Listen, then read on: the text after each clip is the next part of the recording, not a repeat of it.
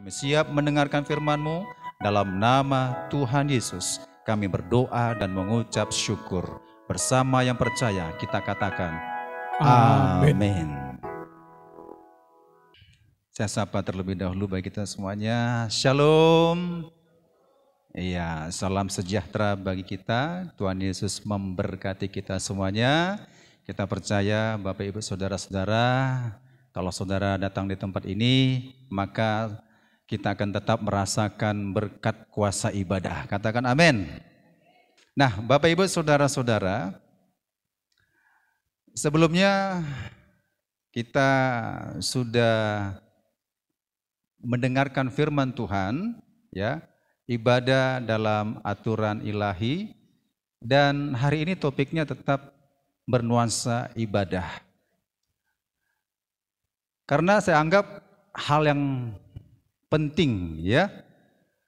Segala sesuatu kalau kita rasakan berkat Tuhan itu ada menyertai kita dan kita berkata Allah itu adalah Immanuel, buktikan. Apa buktinya? Beribadah.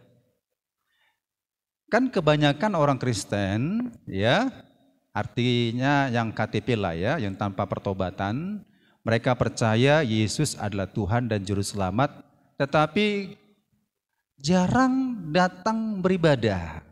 Ini salah satu cara kita mengungkapkan syukur kita datang kepada Tuhan dengan beribadah bersama-sama di tempat ini. Nah, kalau tidak datang beribadah, ya jelas Bapak Ibu Saudara tidak merasakan berkat Tuhan. Pagi hari kita sudah menghirup udara yang segar, kita tidak bayar, itu semua gratis dan cuma-cuma diberikan. Kesehatan, kekuatan sudah Tuhan berikan. Maka ungkapan kita syukur kepada Tuhan, tetap datang beribadah kepada Tuhan. Amin. Hari ini saya sampaikan adalah ekspresi dalam beribadah. Setiap agama, Bapak Ibu Saudara-saudara, kalau saudara amati setiap agama yang diakui di Indonesia maupun yang tidak diakui di Indonesia, ataupun aliran-aliran kepercayaan, ataupun agama-agama suku, semuanya punya ekspresi dalam ibadah. Di dalam kekristenan Bapak Ibu Saudara-saudara, tidak ada ekspresi beribadah kepada Tuhan itu kaku, gitu ya. Kalau saudara selidiki Alkitab Perjanjian Lama, Perjanjian Baru, tidak ada ekspresi ibadah kaku. Arti kaku ini saudara-saudara tadi sudah disampaikan worship leader ya. Kita harus ada suatu gerakan gitu ya. Suatu emosional kita memuliakan nama Tuhan. Kalau kita perhatikan dalam Markus 12 ayat 30, di situ berkata, mengasihi Tuhan ada beberapa komponen, 4 ya. Dengan segenap hati, dengan segenap jiwa, dengan segenap akal budi, dengan segenap kekuatanmu. 4 komponen inilah yang berkenan di hadapan Tuhan. Kalau hanya segenap hati, tetapi tidak segenap jiwa, tidak segenap akal budi, tidak segenap kekuatan, ini dikategorikan ibadah ritual yang biasa saja atau agamawi, inilah ibadah yang kaku. Nah, saudara perhatikan agama-agama lain, mereka punya rasa ekspresi mereka kepada sesembahannya. Ya, ada yang di depan pintu, di luar mereka memberikan sesuatu sesembahannya kepada Tuhannya. Ada mereka sangat yakin mereka beribadah dengan memberikan waktu-waktunya, sampai ada yang 5 kali waktu sehari, 10 kali sehari, begitu ya. Nah, ini ungkapan setiap agama. Tapi ingat Bapak Ibu Saudara, jangan salah menyembah kepada Allah. Karena Allah-Allah lain itu adalah disebut berhala. kalau tidak tertuju kepada Allah di dalam kebenarannya. Firman yang telah menjadi manusia. Amin. Nah, ibadah kekristenan saudara-saudara adalah ibadah yang ekspresinya adalah spontanitas. Artinya tidak diikat dengan suatu metode atau cara-cara ritual. Ibadah kekristenan adalah ibadah spontanitas, tidak diatur dengan syariat-syariat, dogma. Tapi ibadah kekristenan hanya diatur oleh firman Allah. Jadi ukuran kita adalah firman Allah. Nah, ketika kita beribadah Bapak Ibu Saudara-saudara, ya, mari kita dengan segenap hati, segenap jiwa, segenap akal budi dan kekuatan, kerahkanlah itu untuk kemuliaan bagi nama Tuhan. Apa itu segenap hati? Tidak perlu saya akan jelaskan. Saudara sudah mengerti apa itu segenap hati. Apa itu segenap jiwa juga sudah mengerti. Apa segenap akal budi juga sudah mengerti. Apa segenap kekuatan juga sudah mengerti. Jadi tidak ada ibadahnya kalau kita memuji menyembah Tuhan semuanya tapakur. Ya, tidak ada tapakur ya. Jadi ibadah kita itu spontanitas, ingat tidak terikat dengan ajaran gereja, tidak terikat dengan ajaran agama, kita hanya terikat dengan pimpinan dan penyertaan Roh Kudus. Maka inilah nanti akan saya buka adalah tentang ekspresi di dalam ibadah kekristenan. Nah, yang pertama, ya, ekspresi kita dalam mendengarkan firman Tuhan, atau juga saya yang menyampaikan firman Tuhan. Dalam perjanjian lama Bapak Ibu Saudara-saudara, yang diurapi itu adalah nabi, imam, dan raja ya, yang diurapi. Demikian juga Bapak Ibu Saudara-saudara, setiap hamba Tuhan yang di atas mimbar yang sudah dipercayakan oleh Bapak Gembala, percayakan dan aminkan itu diurapi. Amin ya. Yesus berkata, saudara-saudara, dalam Lukas 4 ayat 18, Roh Tuhan ada padaku oleh sebab ia telah mengurapi aku. Nah, ketika firman Allah disampaikan Bapak Ibu Saudara-saudara, karena firman itu pasti 100% adalah benar adanya.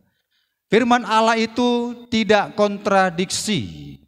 Firman Allah itu ayat demi ayat tidak berlaga. Tapi firman Allah itu ayat menjelaskan ayat itu bersambung dia. Jadi kalau saudara mendengarkan ada hamba Tuhan, ya, ekspresi hamba Tuhan menyampaikan firman Allah, bentrok ayat demi ayat saudara-saudara, itu Bapak Ibu Saudara itu tidak diurapi. Tidak mungkin firman Allah itu disampaikan diurapi Tuhan kalau ayat demi ayat yang disampaikan itu bertolak belakang. Ya, saya kasih contoh kasus-kasus di era sekarang di masa pandemi ini, saudara. Saya tidak yakin kalau hamba Tuhan itu mempostingnya itu diurapi. Saya tidak yakin karena tidak alkitabiah. Jadi yang diurapi itu adalah seturut daripada kebenaran firman Allah. Orang Farisi, ahli Taurat menyampaikan firman Allah itu memang seturut hukum-hukum yang disampaikan kepada bangsa Israel. Dengarkanlah mereka, kata Yesus, karena memang hukum-hukum Musa, hukum Taurat disampaikan itu benar adanya, maka dengarkanlah mereka. Tetapi jangan ikuti kelakuannya. Berarti karakternya tidak diubah. Karakternya belum mengalami proses. Tahu firman, tahu teologi, tapi tidak pernah menghasilkan buah. Tapi ingat, firman yang disampaikan itu harus didengar. Tapi kalau ada ayat demi ayat tidak sesuai Bapak Ibu Saudara, maka sesungguhnya itu tidak ada pengurapan dalam hal itu. Contoh kasus yang saya katakan adalah suasana pandemi ini. Suasana pandemi ini sejak tahun 2020 ya, 2020, 2021 sampai 2022 ini, dan diprediksi itu hanya 5 tahun, ya. Karena ada nubuat hamba Tuhan hanya 5 tahun, nanti ini suasana seperti flu biasa saja begitu ya. Kalau kita sudah divaksinasi gitu.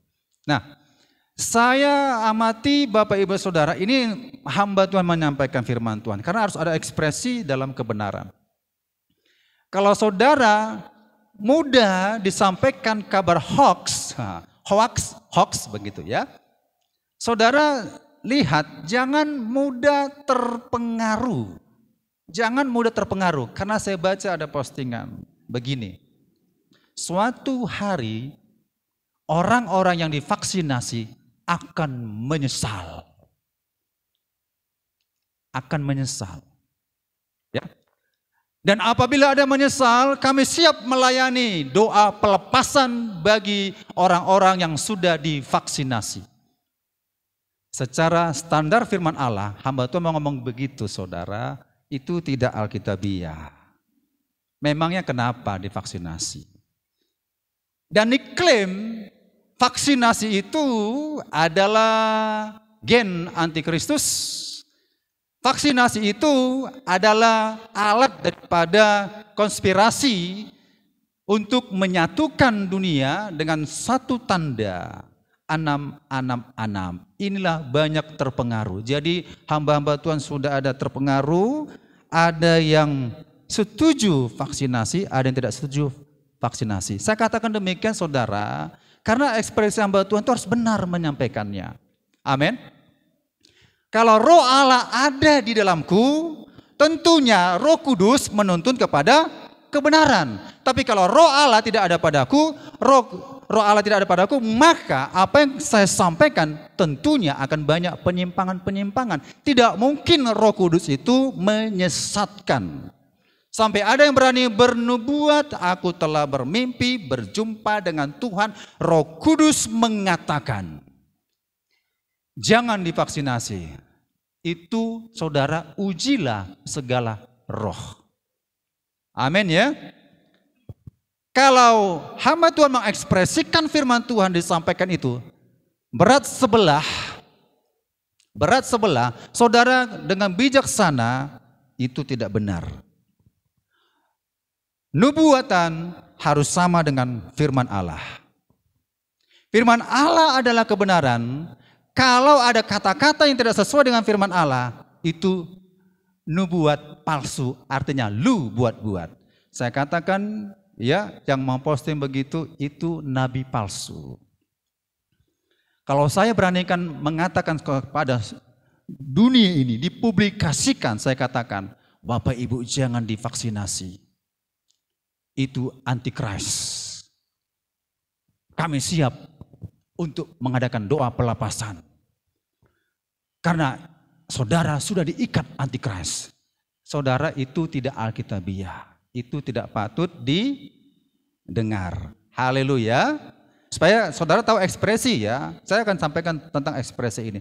Supaya tahu saudara ekspresi hamba Tuhan itu yang menyampaikan itu. Nah, kenapa demikian? Secara eskatologi, kalau dikaitkan itu di Wahyu 13, 16 sampai 18 Bapak Ibu Saudara-saudara, kalau dikaitkan ke sana itu peristiwanya di zaman antikris. Setiap orang yang menerima tandanya sudah menyembah berhala, yaitu antikris, dan tidak ada pengampunan. Kalau sekarang zaman Roh Kudus yang tidak ada pengampunan itu adalah menghujat Roh Kudus, tidak ada pengampunan. Tapi di zaman antikris, kalau sudah menerima tanda itu tidak ada pengampunan. Berarti vaksinasi tidak ada kaitannya dengan tanda 666. Mengapa dikatakan demikian? Kalau saya menyampaikan firman Tuhan, berarti saya tidak layak bagi Bapak Ibu Saudara. Karena saya sudah menerima vaksin pertama, vaksin kedua, vaksin ketiga. Berarti saya antikris, saya nggak ada pengampunan gitu. Saudara, itu tidak alkitabiah. Ya, itu tidak benar adanya. Banyak hal informasi-informasi saudara seleksi ya, jangan telan bulat-bulat apa yang disampaikan di media sosial, Facebook, Instagram atau YouTube, saudara saring. Dan ingat ukurannya kembali firman Allah. Itu ekspresi bagi hamba Tuhan menyampaikannya harus dipimpin dan disertai Roh Kudus. Setiap huruf, setiap kata, kalimat Roh Allah yang mengajari. Sampai ada bersyarat begini hamba Tuhan mengatakan, kalau enggak percaya kalian, berdoalah 4 jam, maka Roh Kudus berkata vaksinasi itu antikris. Itu keterlaluan gitu ya. Doa 4 jam, harus berdoa 4 jam. Enggak perlu doa 4 jam. Konfirmasi kepada hamba-hamba Tuhan. Saudara, ya, Gereja Bethel Indonesia, saya tegaskan ulang kembali, Sinode GBI dari pusat sampai daerah-daerah semuanya menyarankan vaksinasi. Kalau saudara kenal Bapak Gilbert Lemondong, ya, dia nyampaikan. Kalau saudara dengar yang lainnya juga menyampaikan. Ngapain kita segelintir mendengar hamba-hamba Tuhan yang mencari sensasi, mencari heboh, mencari apa nama lagi, like gitu ya, nggak perlu. Ya, dengar hamba-hamba Tuhan yang sudah berpengalaman bersama-sama dengan Roh Kudus melayani jemaat Tuhan. Haleluya. Itu kapasitasnya. Nah, itu ekspresi. Banyak hal saudara-saudara, bukan berarti saudara kalau ada hamba Tuhan menyampaikan firman Allah, saudara memilah-milah, tidak. Artinya satu hal, kalau tidak alkitabiah, saudara tidak perlu dengarkan. Apa itu bahasa roh misalnya? Ada juga ya mengatakan sesat bahasa roh. Bahasa roh itu bahasa setan, bahasa roh itu yang lain tak apa, nanti akan saya jelaskan kembali. Itu juga banyak hal yang menyampaikan saudara tidak perlu meresponnya, menanggapinya. Ya, jadi Bapak Ibu Saudara itu ekspresi dalam penyampaian firman Allah. Bagi kita yang mendengarnya, apa ekspresi kita? Coba kita lihat firman Allah. Dalam 2 Korintus 1 ayat 20. Kita baca ayat ini bersama-sama. 2 Korintus 1 ayat 20. 1, 2, 3 ya. Sebab Kristus adalah ya bagi semua janji Allah. Itulah sebabnya oleh Dia kita mengatakan amin untuk memuliakan Allah. Sebab Kristus adalah ya bagi semua janji Allah. Janji Allah tertulis di perjanjian lama, tertulis di perjanjian baru.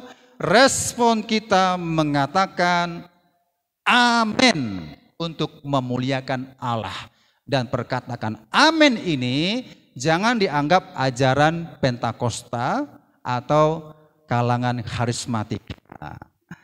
Karena orang mengatakan, kalau ada mengatakan misalnya hamba Tuhan, amin saudara. Oh, itu ajaran Pentakosta atau karismatik, ciri khasnya. Kalau jemaat itu mengatakan amin, oh itu jemaat Pentakosta atau karismatik. Tidak. Tidak. Walaupun yang sudah mendahului adalah jemaat Pentakosta maupun jemaat dari kalangan karismatik.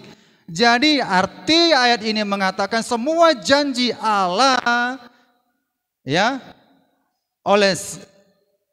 itulah sebabnya oleh Dia kita mengatakan amin. Respon kita adalah amin ketika firman Allah diberikan atau ditaburkan. Di perjanjian lama 1 Tawarik 16 ayat 36. Seluruh bangsa Israel ketika mendengarkan firman Tuhan, mereka mengatakan amin, terpujilah Tuhan. Amin, haleluya. Begitu ya ekspresi kita. Satu hal, jangan ekspresi kita hanya diam saja gitu ya. Artinya ekspresi kita adalah setiap janji Allah yang diberikan kepada kita, ditaburkan kepada kita, kita mengatakan amin. Amin saudara. Ya, kita mengatakan amin. Kalau kita mengatakan amin, sesungguhnya itu untuk memuliakan Allah. Amin. Nah, tapi perlu kita waspadai saudara-saudara.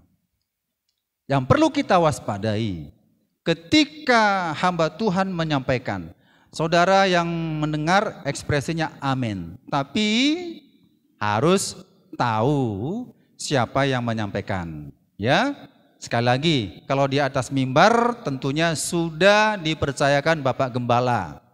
Tapi kalau saudara mengaminkan segala firman Allah yang disampaikan di media sosial, YouTube, Facebook, saudara bijaksanalah mengaminkannya. Jangan ketik amin kalau itu tidak benar. Makanya ada beberapa ya jemaat di sini, saya Japri, jangan katakan amin, jangan melaikkan. Itu nubuat palsu, saya bilang, nggak perlu diaminkan. Yang diaminkan itu adalah sesuai dengan firman Allah.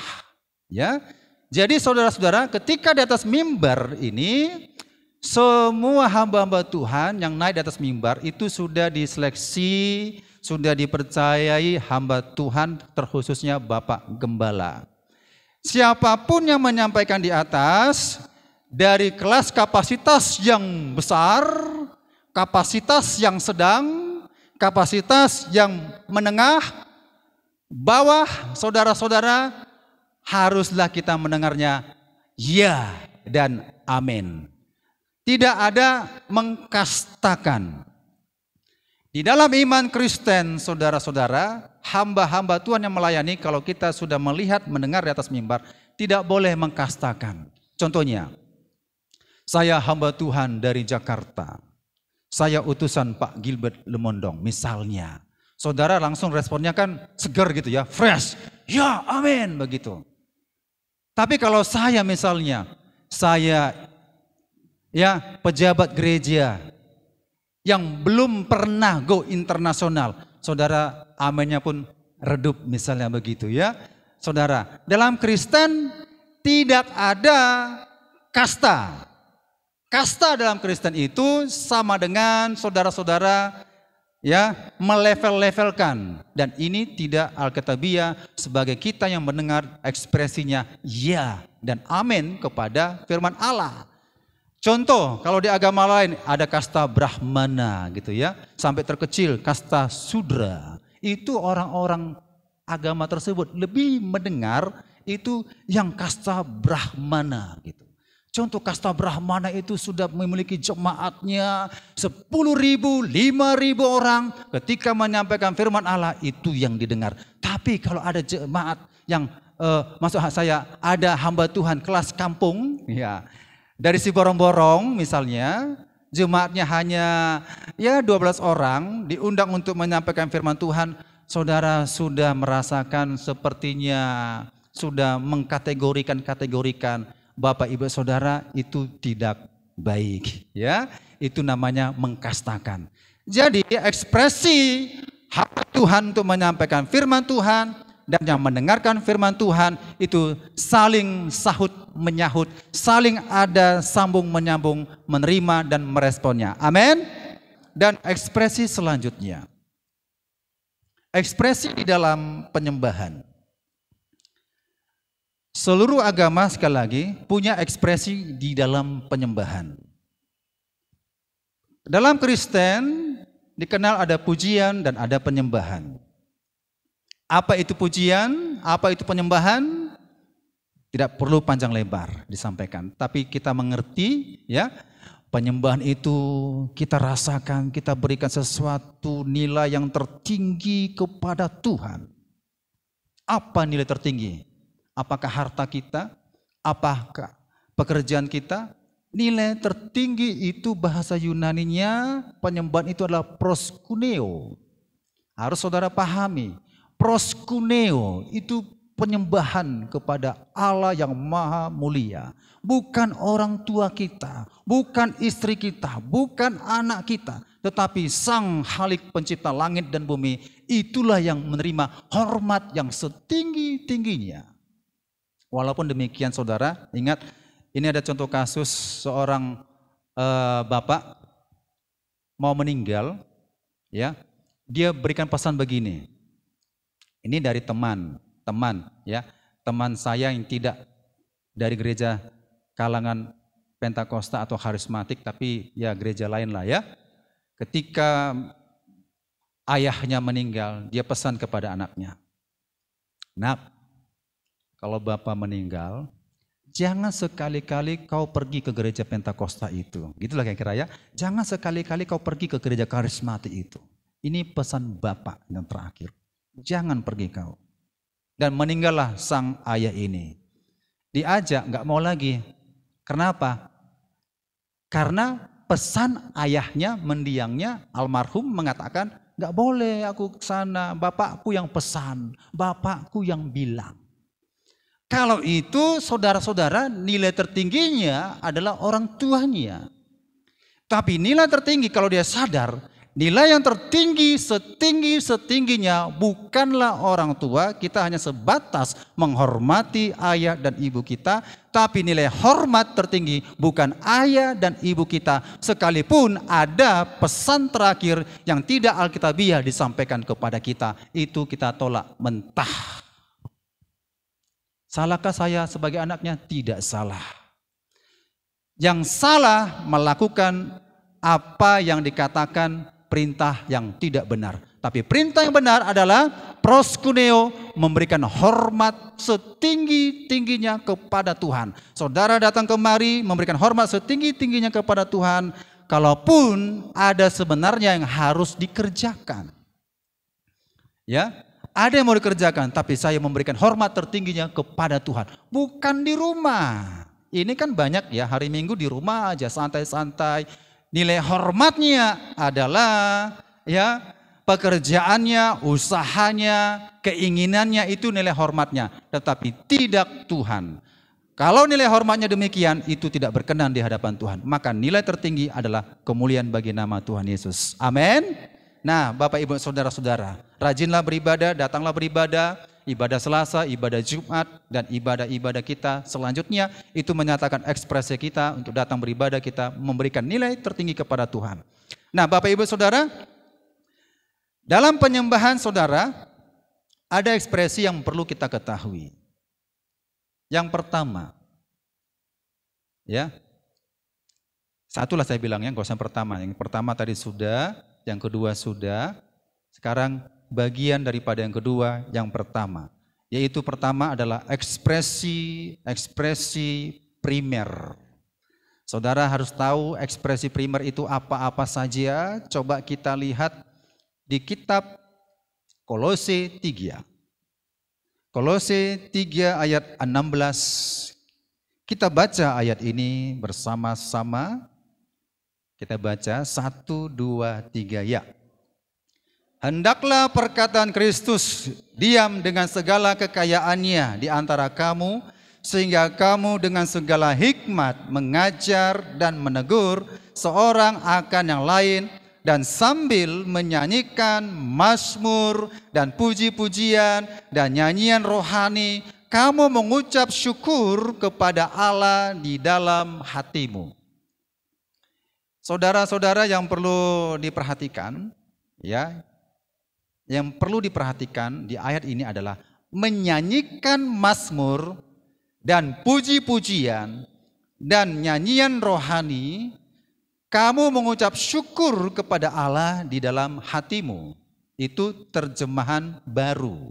Kalau dalam bahasa Indonesia sehari-hari atau bahasa Indonesia masa kini, ini dikatakan demikian.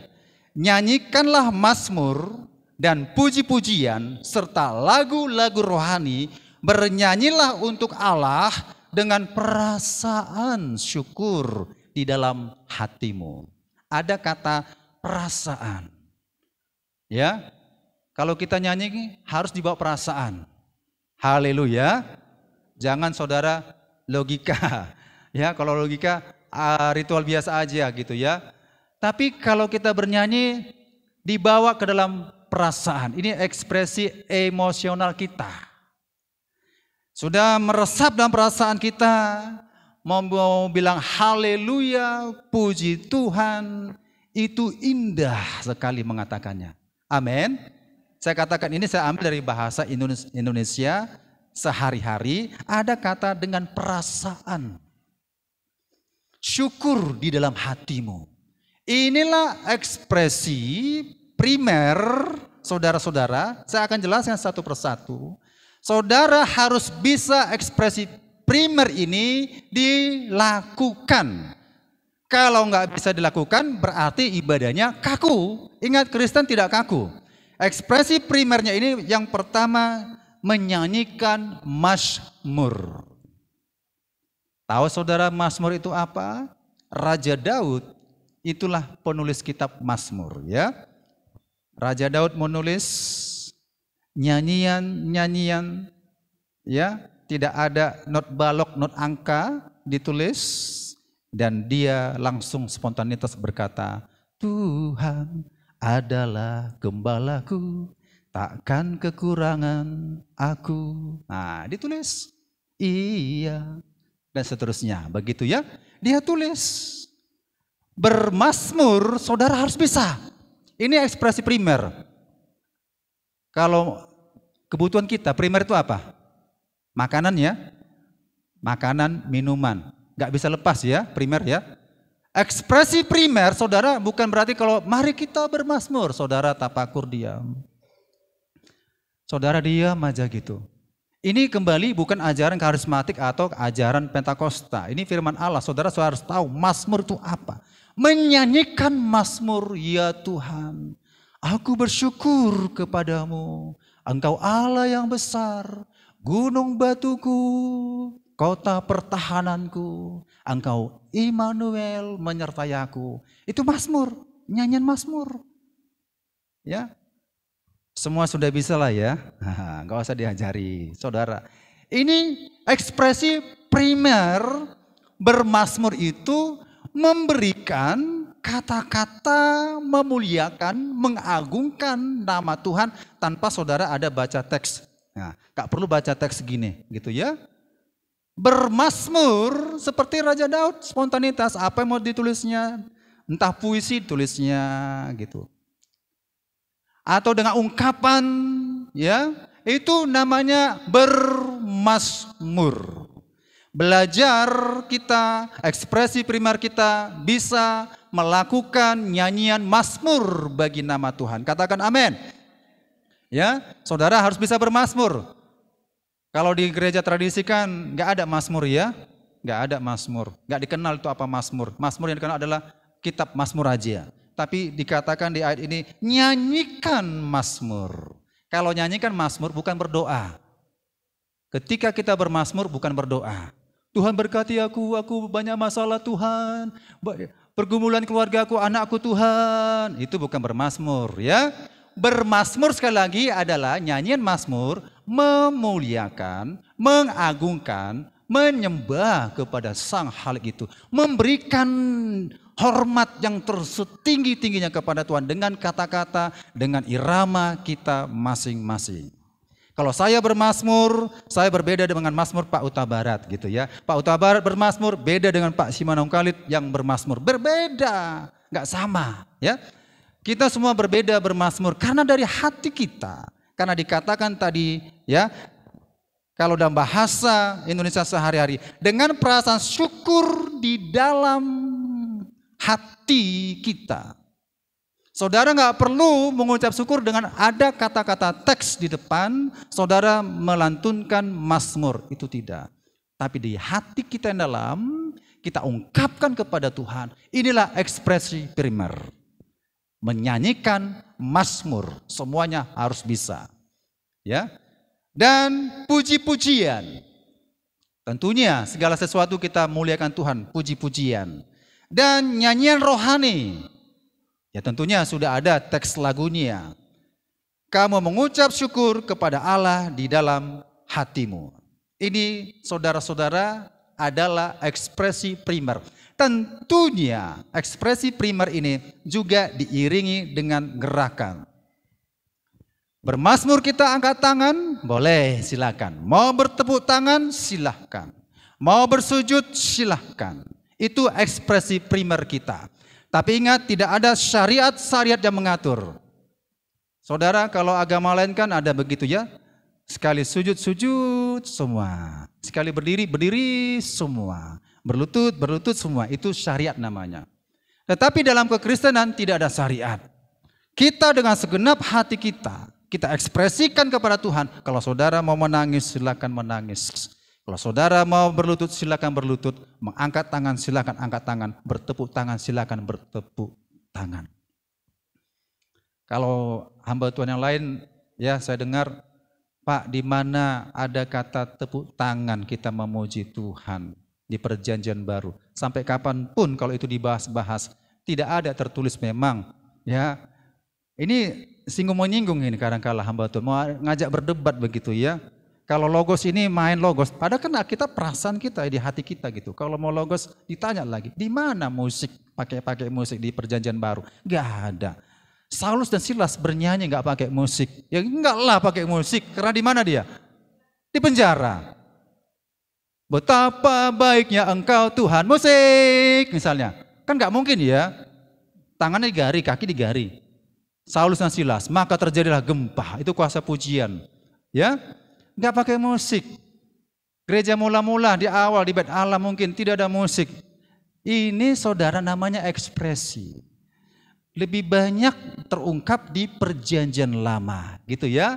Hai segala bangsa bertepuk tanganlah. Pujilah Tuhan, lalu akan Allah dengan sorak-sorai, bertepuk tangan. Itu memang sudah Alkitabiah. Jadi kalau dikaitkan perjanjian baru, di mana ekspresi bertepuk tangan, mengangkat tangan, ya, bermain musik, saudara, memang tidak ada tertulis di perjanjian baru. Tapi kita percaya perjanjian lama, perjanjian baru itu janji Allah, itu firman Allah, semuanya harus bisa digenapi. Amin.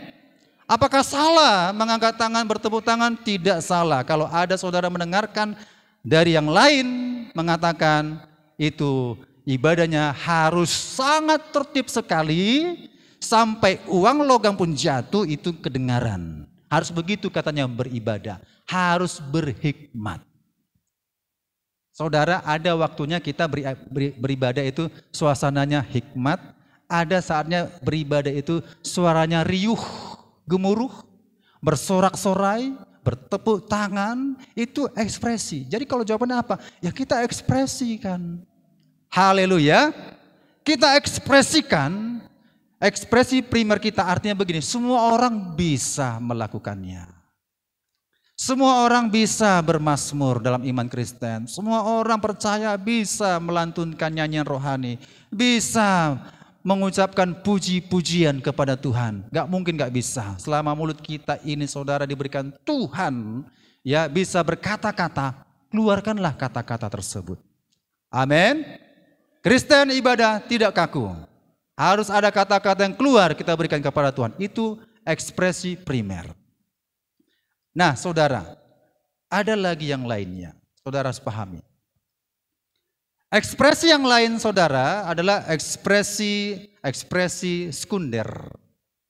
Dalam beribadah, ekspresi sekunder ini adalah manifestasi yang bisa muncul pada seseorang saat menyembah Tuhan.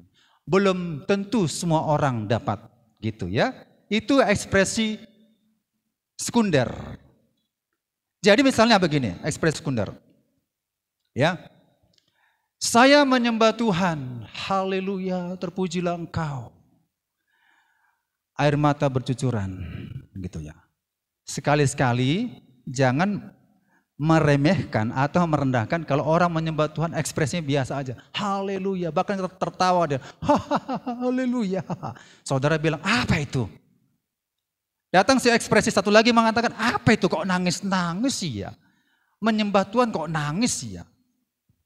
Ekspresi sekunder itu adalah Bapak Ibu Saudara-saudara, itu spontanitas kita, ekspresi sekunder. Dan itu berbeda dengan satu sama yang lain. Itulah dikatakan ekspresi sekunder.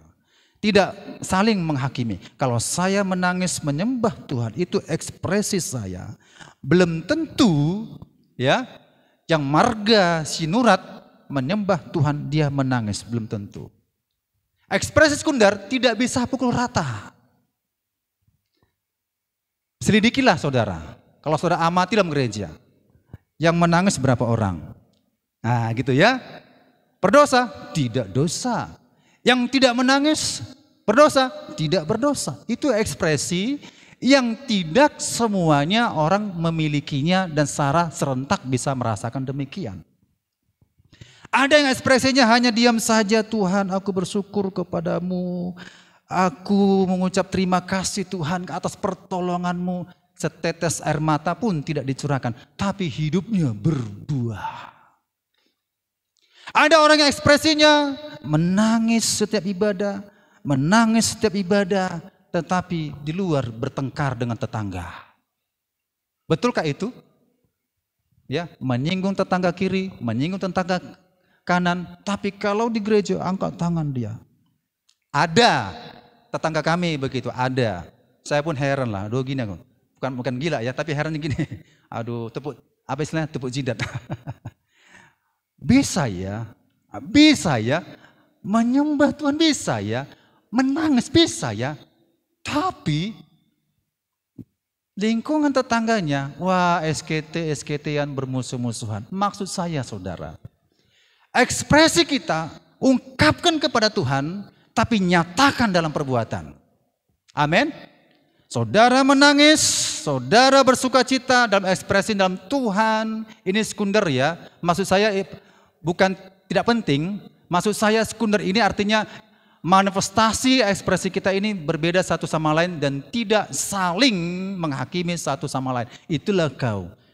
Udah 5 tahun kau beribadah di rumah Tuhan. Gak pernah kulihat engkau menangis dalam beribadah. Ini menghakimi namanya. Itulah kau. 5 tahun kau beribadah di tempat ini. Selalu kau datang ke gereja, nangis saja kerja kau. Nangis saja kerja kau. Tapi lihat buahmu gak ada. Nah, ini juga jadi menghakimi. Ya kan? Maksud saya, ekspresi sekunder ini buktikan hasilnya, buktikan buahnya. Amin. Ya. Memang alangkah indahnya dan damainya kita bisa menyembah Tuhan dengan menangis. Tapi ingat, di dalam kebenaran. Ada orang menyembah Tuhan, ekspresi sekundernya dia menangis, tapi karena ada masalah, anak mungkin yang sakit, atau baru berduka, itu bukan dalam kebenaran. Ya, bisa saja orang ekspresi yang menyembah itu menangis, tetapi tidak dalam kebenaran. Kalau dalam kebenaran dia menangis, dia mengalami introspeksi diri, aku harus berdamai dengan semua orang. Maka tangisanku ini tidak tangisan yang sia-sia. Semuanya berkenan di hadapan Tuhan. Haleluya. Maka saya katakan saya tepuk jidat. Bisa menangis, menyembah Tuhan, tapi bermusuhan dengan si A, bermusuhan dengan si B, tetangga A, tetangga B. Ada ya hasil pengamatan. Maksud saya, ekspresi sekunder itu harus diterapkan dalam kehidupan kita. Amin. Apalagi ekspresi sekunder dalam beribadah. Bagi yang sudah menerima bahasa roh, jangan sekali-kali juga meremehkan orang yang berekspresi tidak dapat memiliki bahasa roh. Sebaliknya, orang yang tidak memiliki bahasa roh, dia ekspresinya, dia menghakimi bahasa roh dalam penyembahan.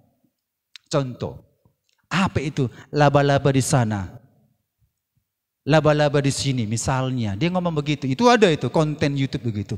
Ya, itu dibuat-buat. Nah saudara, nggak perlu, itu urusan dia dengan Tuhan. Amin. Ada yang mengatakan lagi demikian, ekspresi sekundernya berbahasa roh ini adalah, kau udah sekian tahun, udah 10 tahun, tapi belum ada saya dengar berbahasa roh. Nggak benar hidupmu, langsung gitu katanya kan. Nggak benar hidupmu, ada dosa dalam hatimu. Itu sudah menghakimi. Padahal ada juga, saya bilang tepuk jidat, ya, menyembah Tuhan, menangis, bahasa rohnya melengking-lengking. Ya, kalau tetangga bilang begini, tetangga bilang, Memanglah kalau ibu ini bahasa yang saya buat, tapi pengertian seperti itu. Memanglah kalau ibu ini, kalau dalam kumpulan kami dalam STM, dia nangis saja berdoa, angkat tangan. Ya, ada ucapan-ucapan bahasa-bahasa lain begitu. Tapi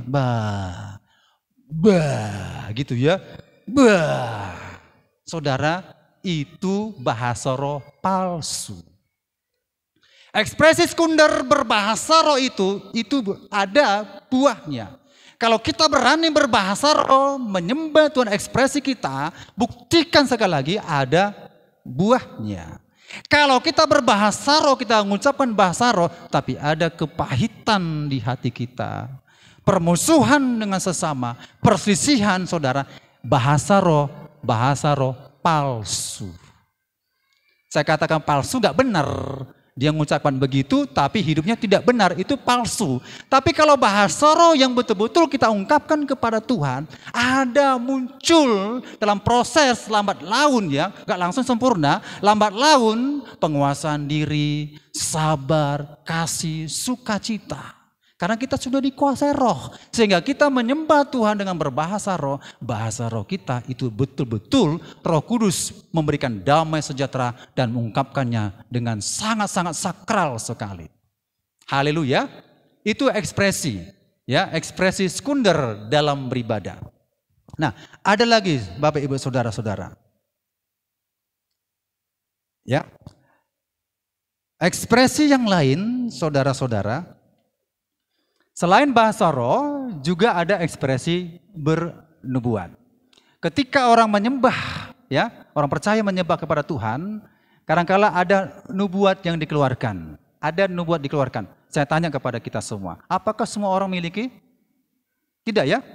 Apakah semua orang miliki? Tidak. Yang bisa bernubuat dalam ekspresinya, jangan sekali-kali meremehkan orang beribadah yang tidak bisa bernubuat. Enggak bisa.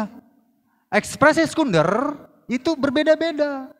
Nah, ada yang bernubuat tapi uji. Apa yang dibuat nubuatkannya? Bisa lu buat-buat gitu ya ekspresinya ya. Saya mendengar suara Tuhan di sini. Bapak Gembala harus menikah lagi katanya misalnya. Betul enggak itu misalnya? Kan enggak ya? Yang di belakang begini begitu. Saudara, belum tentu, karena kalau yang bernubuat berekspresi itu ada konfirmasi dengan Bapak Gembala. Harus ada konfirmasi kepada Bapak Gembala. Makanya kalau saudara dengar orang-orang yang berekspresi nubuat langsung diviralkan di YouTube, tanya dulu, siapa gembalamu? Oh, saya nggak ada perlu gembala. Saya kan kata Roh Kudus. Stop, tidak benar. Ya, nggak benar. Ditanya, siapa gembalamu? Oh ya, ini. Sudah ada izin gembala, konfirmasi, oh enggak ada, salah nubuatmu, lu buat-buat itu. Jadi harus konfirmasi. Ketika kita menerima ekspresi sekunder, saudara mungkin ketika dalam beribadah, ya Roh Kudus berkata, memberikan suatu nubuatan, itu harus konfirmasi kepada hamba Tuhan, barulah disampaikan kepada jemaat. Artinya minta izin dulu gitu. Pak, saya mau bersaksi gitu ya. Saya mau ceritakan. Sini dulu sini. Apa mau Bapak bilang? Oh, ya. Hamba Tuhan tahu. Oh, tunggu dulu Pak. Bisa jadi tunggu dulu. Masih diuji. Tapi kalau dengar Bapak Gembala, oh iya, silakan. Itu baru betul. Itu ekspresi yang betul untuk bernubuat. Nah, dari ekspresi primer, sekunder, sekarang kita lihat ekspresi fenomenal. Ya. Ekspresi fenomenal ini paling banyak muncul di kalangan gereja-gereja Pentakosta, di kalangan gereja harismatik. Ya. Apakah ekspresi fenomenal itu saudara-saudara? Selain dia berbahasa roh, ekspresi fenomenal ini jarang terjadi. Ekspresinya ini seakan-akan berlebih-lebihan. Bukan berarti kita mengatakan itu tidak dari Tuhan. Tapi kita bijaksana melihatnya, ekspresi fenomenal ini ya diwaspadai sekali. Bisa karena emosionalismenya. Ada ismenya, tahu ya. Kalau emosional lain cerita. Tapi kalau saya katakan emosionalismenya muncullah fenomenal, itu tidak benar. Apakah ekspresi dalam beribadah, ekspresi fenomenal ini saudara? Contoh, pernah dengar Toronto Blessing ya? Taranto blessing. Ini contoh. Ini ekspresi fenomenal yang dikatakan salah satu pendeta yang cukup besar kapasitasnya mengatakan itu adalah kerasukan katanya. Itu tidak benar katanya ya. Tapi perlu diselidiki. Ekspresi fenomenal ini kalau saudara mengalaminya, saudara akan mengatakan itu salah.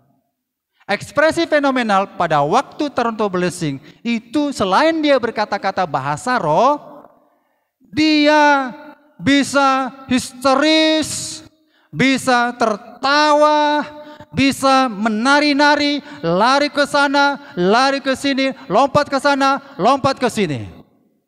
Di Taranto blessing, saudara, itu terkenal sekali. Kalau ditanya, Bapak sudah ngalami? Saya katakan, saya sudah ngalami. Bukan dibuat-buat.